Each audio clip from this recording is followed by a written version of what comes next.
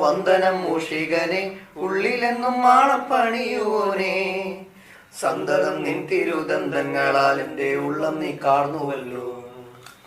നാളെ പുലരുവോളം നീ മാളത്തിൽ വാസം ചെയ്യേണ്ടതിനാൽ മോദമുടാശപൂർവം നിന്നാമത്തിൽ ഡിങ്കായനം രചിക്കാം. എന്നുളിപ്പല്ലുകളാൽ മലകളെ മുറ്റും തുരന്നിടുവാൻ നിൻ കൃപയൊന്നു മതി ഡിങ്കൻ എന്ന നാമത്തിൽ ആശ്രയിക്കാം.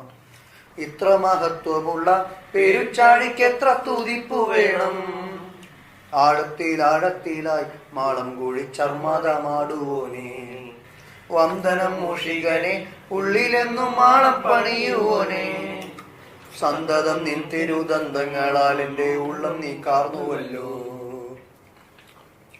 ഡിങ്കഡിങ്ക. നമ്മൾ ഡിങ്കോയിസ്റ്റുകൾ പരസ്പരം കാണുമ്പോൾ അഭിസംബോധന ചെയ്യുന്ന ഒരു രീതിയാണ് ഡിങ്കഡിങ്ക. ഇത് ചലനാത്മകതയെ സൂചിപ്പിക്കുന്ന ഒരു ചിഹ്നമാണ്. നമ്മൾ പല മതങ്ങളും കൈ അനക്കാതെ പിടിച്ചിട്ടും മറ്റും പരസ്പരം കാണുമ്പോൾ അഭിസംബോധനകൾ നടത്തുന്നു. പക്ഷേ ഇവിടെ ചലനാത്മകതയാണ്.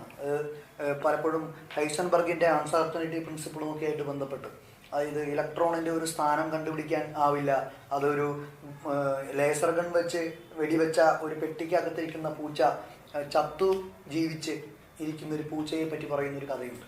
ഹൈസൻബർഗിന്റെ ഒരു അൺസർട്ടനിറ്റി പ്രിൻസിപ്പിൾ വെച്ചാണ് നമ്മൾ ഡിങ്കനെ കാണുന്നത്. കാരണം തരംഗരൂപിയായ ഡിങ്കന്റെ സ്ഥാനവും കൃത്യമായി നിർണ്ണയിക്കാൻ പറ്റില്ല എന്നാണ് ഡിങ്കോയിസ്റ്റ് പുരാണത്തിൽ പറയുന്നത്. അപ്പോൾ ഇത് ചലനാത്മകതയെയും ഇത് പെട്ടെന്ന് കണ്ടുപിടിക്കാൻ പറ്റാത്ത ഒരു അൺസർട്ടനിറ്റിയും സൂചിപ്പിക്കുന്നത് കൊണ്ടാണ് ഞങ്ങൾ ചിരിച്ചുകൊണ്ട് ഡിങ്ക എന്ന് പറയുന്നത്. അതാണ് ഞങ്ങളുടെ അഭിസംബോധന രീതി. അപ്പോൾ എല്ലാവർക്കും ഡിങ്ക.